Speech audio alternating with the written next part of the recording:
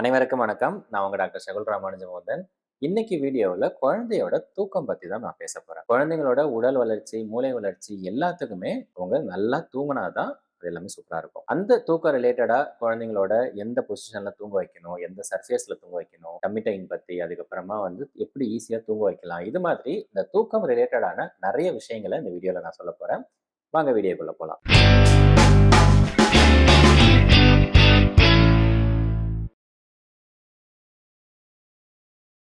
First விஷயம் sleeping position. அதாவது எந்த பொசிஷன்ல தூங்க வைக்கணும் அப்படின்றது. இது பாத்தீங்கன்னா ஃபர்ஸ்ட் 6 மந்த்ஸ்க்கு அப்ளிகபிள். அதாவது குழந்தைய ஃபர்ஸ்ட் 6 மாசம் வரைக்கும் கம்பல்சரி மல்லாக்க தான் படுக்க வைக்கணும். அதாவது ஸ்லீப்பிங் ஆன் த பேக் அப்படின்னு சொல்லுவாங்க. ஸோ நேரா மல்லாக்க தான் படுக்க வைக்கணும். அதுதான் ரெக்கமெண்டட் பொசிஷன்.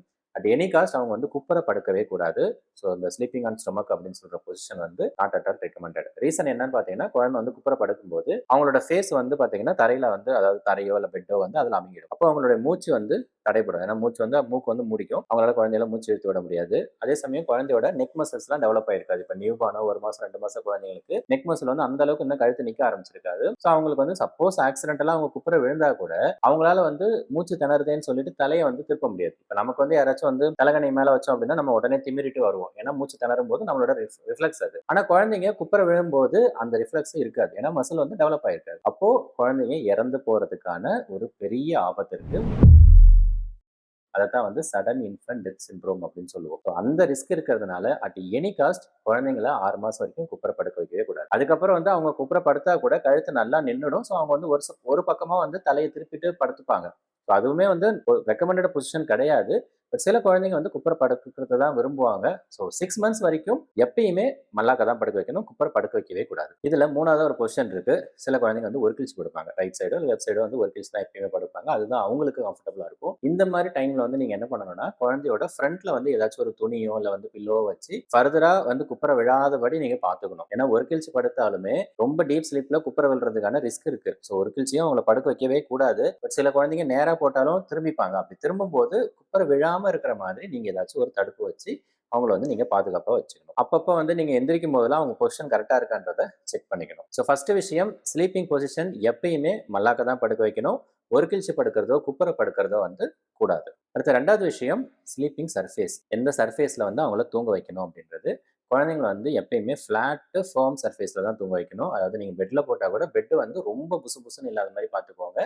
ஓரளவுக்கு அந்த மேட்ரஸ் ஓரளவுக்கு சாஃப்டா இருக்கணும், திக்கா இருக்கணும். ஏன்னா ரொம்ப புசு புசுன்னு இருக்கும்போது என்ன ஆகும், குழந்தை படுக்கும்போது குழந்தை உள்ள போயிடுவாங்க. அது மாதிரி உள்ள போகும்போது நீங்க அவங்கள போத்திட்டு இருக்கீங்க, இல்ல தலைகாணிலாம் வச்சிருக்கீங்கன்னா அது அவங்க மேல போய் விழுறதுக்கான ரிஸ்க் இருக்கு. சேம் அதே மூச்சு திணறல் ஏற்படலாம். எப்பயுமே குழந்தைங்களை படுக்க வைக்கும்போது ஃபிளாட்டான சர்ஃபேஸ்ல படுக்க வைங்க. அதுக்கப்புறம் அன்ஈவன் சர்ஃபேஸ்லயும் படுக்க வைக்க கூடாது. இன்னும் சில பேர் பாத்தீங்க அப்படின்னா குழந்தைங்களை படுக்க வைக்கும்போது தூங்க வைக்கும்போது இந்த ஸ்லீப்பிங் பேக்னு சொல்லி ஒன்று இருக்கும். அதாவது குழந்தைய நம்ம யூஸ்வலா ஹாஸ்பிட்டல் கூட்டு போறதுக்குலாம் ஒரு கேரியர் மாதிரி யூஸ் பண்ணுவோம். அந்த கேரியர்லயே குழந்தைய வச்சு ஃபுல்லா க்ளோஸ் பண்ணி தூங்க வைப்பாங்க.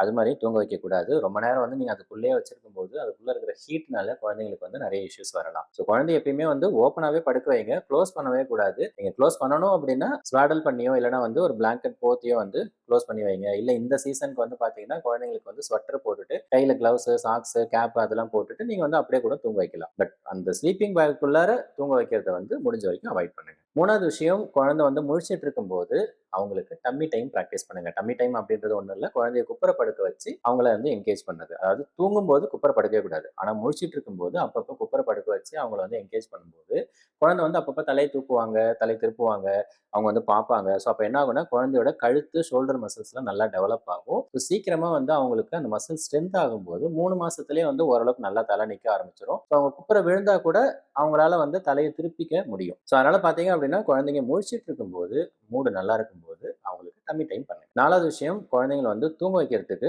ஒன்று நீங்க தொட்டில தூங்க வைக்கலாம், இல்லைன்னா குழந்தைய ஸ்வாடல் பண்ணி தூங்க வைக்கலாம். இந்த ரெண்டுலையுமே பார்த்தீங்க அப்படின்னா குழந்தைங்க செக்யூரா ஃபீல் பண்ணுவாங்க. செக்யூரா ஃபீல் பண்ணும்போது ஆப்வியஸா நல்லா ரிலாக்ஸா தூங்குறதுக்கு அது ஹெல்ப் பண்ணும். அஞ்சாவது விஷயம், குழந்தைங்களுக்கு ஒரு ஸ்லீப் ரொட்டீனை கிரியேட் பண்ணுங்க. அதாவது இந்த விஷயம் பண்ணா அடுத்து தூக்கம் அப்படின்றது அவங்களுக்கு மைண்ட்ல ரிஜிஸ்டர் ஆகணும். ஸோ என்ன பண்ணலாம் அப்படின்னா, ஈவினிங்கா குழந்தைய குளிக்க வைக்கலாம். சுடு தண்ணியில நல்லா குளிக்க வச்சுட்டு அதுக்கப்புறம் ஃபீட் பண்ணிட்டு அவங்களுக்கு கம்ஃபர்டபுளான ட்ரெஸ் போட்டு விட்டுட்டு நீங்க தூங்க வைக்கிறதுக்கு முன்னாடி ரூம்ல லைட் எல்லாத்தையும் கம்ப்ளீட்டா ஆஃப் பண்ணிடுங்க.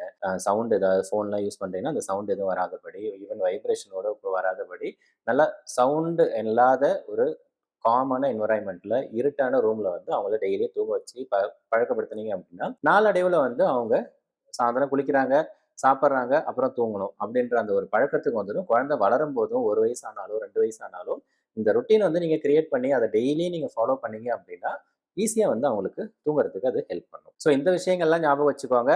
ஸோ சுருக்கமா சொல்லணும்னா ஃபர்ஸ்ட் 6 மந்த்ஸ் வரைக்கும் குழந்தைய வந்து தூங்க வைக்கும்போது மல்லாக்க தான் படுக்க வைக்கணும். ஃபிளாட் ஃபர்ம் சர்ஃபேஸ்ல படுக்க வைக்கணும். ஸ்வாடல் பண்ணலாம், இல்லைன்னா வந்து தொட்டில்ல படுக்க வைக்கலாம். முழிச்சிட்டு இருக்கும்போது டம்மி டைம் பண்ணுங்க. ஸ்லீப் ரொட்டீன் கிரியேட் பண்ணுங்க. இதை வந்து நீங்க கரெக்டா ஃபாலோ பண்ணீங்க அப்படின்னா குழந்தையோட தூக்கம் வந்து ப்ராப்பரா இருக்கும். அவங்களுடைய உடல் வளர்ச்சி, மூளை வளர்ச்சி எல்லாமே வந்து நல்லா இருக்கும். வீடியோ யூஸ்ஃபுல்லா இருந்துச்சுன்னா லைக் பண்ணுங்க, ஷேர் பண்ணுங்க. சேனலை சப்ஸ்கிரைப் பண்ணாதவங்க சப்ஸ்கிரைப் பண்ணுங்க. அடுத்த வீடியோல வேற ஒரு தகவலோடு சந்திக்கலாம். நன்றி, வணக்கம்.